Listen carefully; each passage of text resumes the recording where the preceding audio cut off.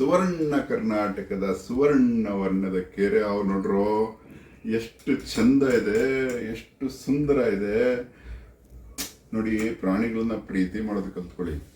ಈ ಹಾವುಗಳ ಸಂಖ್ಯೆ ಜಾಸ್ತಿ ಇದ್ದಾಗ ಬೆಂಗಳೂರಿನಲ್ಲಿ ನಂದಿನಿ ನದಿ ಎಷ್ಟು ಚೆನ್ನಾಗಿ ಹರಿತಾ ಇತ್ತು ಗೊತ್ತಾ.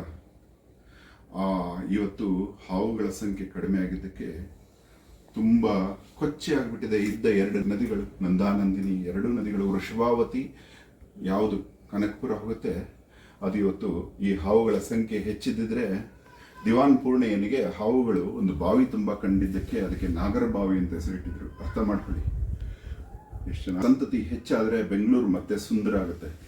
ಅದಕ್ಕೆ ಈ ಸುವರ್ಣ ವರ್ಣದ ಸುಂದರ ಕೆರೆ ಹಾವನ್ನು ನಿಮಗೆ ತೋರಿಸೋದಕ್ಕೆ ಬಂದಿದ್ದೀನಿ.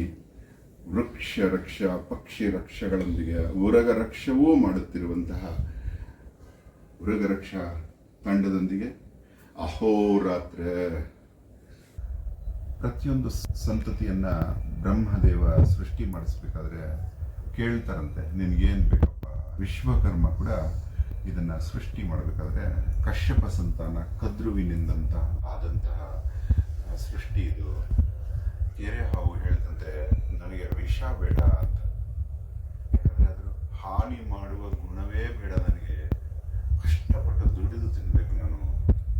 ದೇವರ ಹತ್ರ ತನಗೆ ವಿಷ ಬೇಡ ಅಂತ ಕೇಳ್ಕೋಬೇಕು. ಕೈ ಇಲ್ಲ, ಕಾಲಿಲ್ಲ, ಚಾಲೆಂಜಿಂಗ್ ಅದು.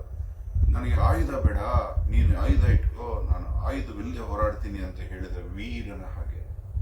ಎಂಥ ಗ್ರೇಟ್ ನೋಡಿ.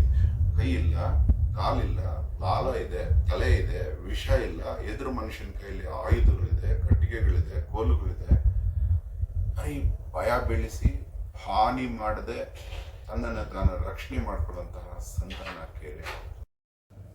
ವಾಸುಕಿ ಅನಂತ ಶೇಷ ಪದ್ಮನಾಗ ಕಂಬಲಂ ಧಾರ್ತ ರಾಷ್ಟ್ರಕಾಲಿಯಂ ಶಂಖಪಾಲ ತಕ್ಷಕಂ.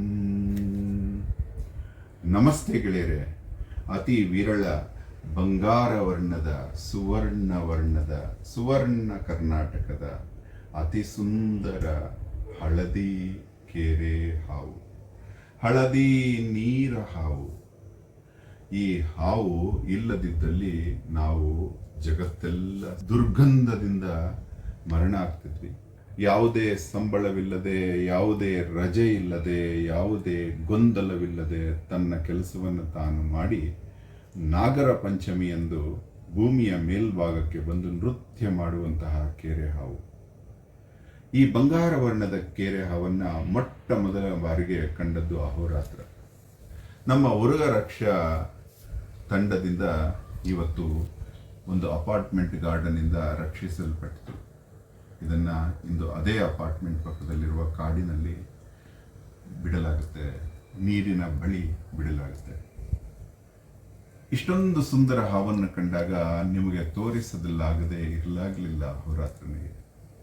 ನೋಡಿ, ತೇಟು ಬಂಗಾರ ಇದು ಎಷ್ಟು ಭಾರ ಇದೆ ಗೊತ್ತಾ. ಈ ಹಾವು ನೋಡಲು ಮಧುರವಾಗಿದ್ರು ಕಬ್ಬಿಣದ ರಾಡಿನಂತಿದೆ. ಎಷ್ಟು ಸ್ಟ್ರಾಂಗ್ ಇದೆ ಗೊತ್ತಾ. ಗಂಡು ಹಾವು, ಗಂಡು ಕೆರೆ ಹಾವು, ಇವುಗಳ ಮಿಲನ ನೋಡಬೇಕು ನೀವು.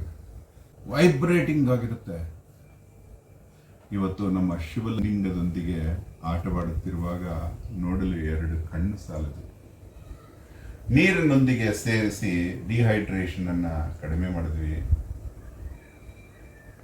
ಅದರ ಉಸಿರಾಟ ನೋಡಿ ಎಷ್ಟು ಚೆನ್ನಾಗಿದೆ, ಸುಂದರವಾಗಿದೆ ನೋಡಿ.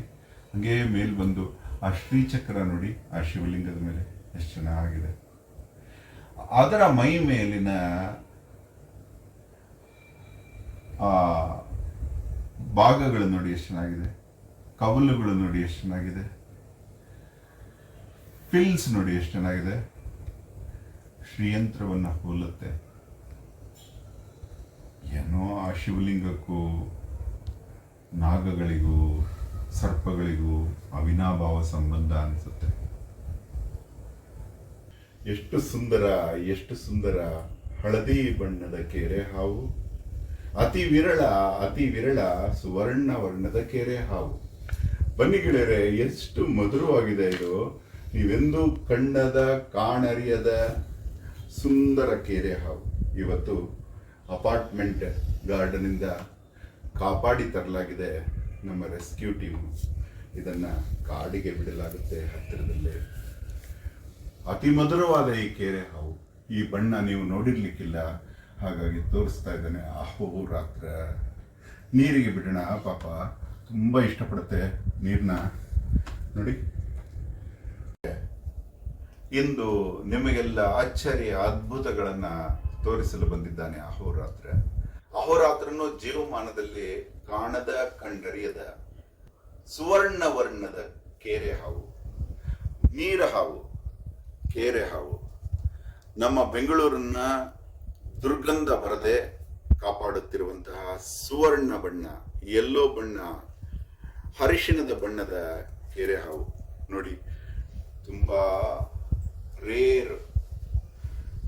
ಇಂಥದನ್ನು ನಿಮಗೆ ತೋರಿಸದೆ ನಮ್ಮ ರೆಸ್ಕ್ಯೂ ಟೀಮು ಉರಗ ರಕ್ಷಾ ಬಿಡುವುದು ತಪ್ಪಾಗುತ್ತೆ. ನಿಮಗೆಲ್ಲ ಇದರ ಬೆಲೆ ಗೊತ್ತಿರಲಿ.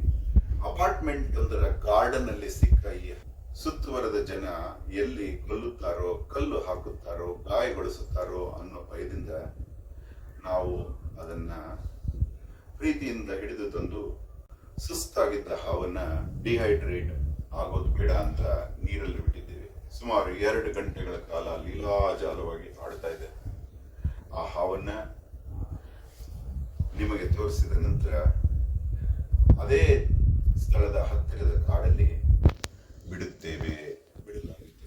ಯಾವುದೇ ಸಂಬಳ ತೆಗೆದುಕೊಳ್ಳದೆ, ಯಾವುದೇ ರಜೆ ದಿನವಿಲ್ಲದೆ ಸ್ವಚ್ಛತೆಯನ್ನ ಕಾಪಾಡ್ತಾ ಇದೆ ಬೆಂಗಳೂರನ್ನ.